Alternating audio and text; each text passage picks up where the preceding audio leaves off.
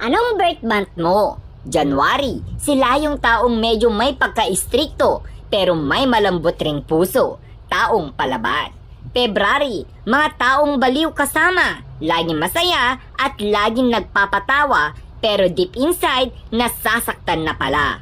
March, sila yung taong matatalino pero pagdating sa love, bobo, madalas mapol agad kahit pinapaasa lang sila. April, mga taong friendly at malalakas ang appeal. Sila'y mahilig mang-asar pero pikunin.